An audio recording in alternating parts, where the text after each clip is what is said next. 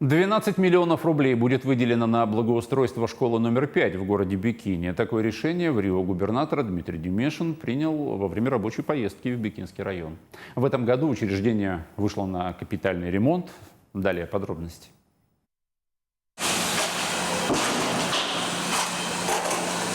В школе номер 5 города Бикина идут черновые работы. В прошлом году учреждение вошло в национальный проект «Модернизация школьных систем образования». А уже в конце учебного года здесь начался капитальный ремонт.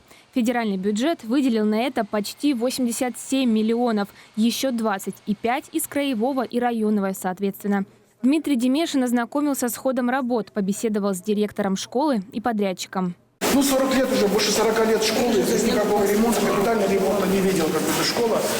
Вот меняем все полностью, меняется система коммуникации полностью, система электроснабжения, будет новая пожароохранная сигнализация. По условиям федерального проекта в него не заложено благоустройство территории вокруг школы. На это требуется еще 12 миллионов рублей. В Рио губернатора заявил, что деньги из краевого бюджета будут выделены.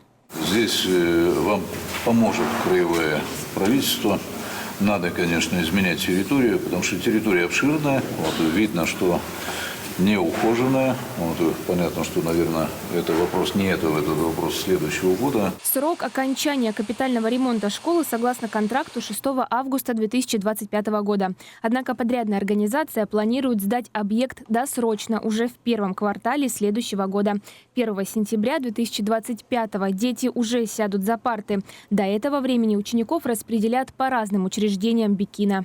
271 человек начальной школы у нас пойдет в школу номер 23, 250 в школу 3, 61 учащихся пойдет в школу номер 6. Все ребята будут подвозиться школьными автобусами по маршруту. Школа номер 5 в Бикине самая крупная в городе. В ней учатся 571 ребенок. Арина Солдатенкова, телеканал «Губерния».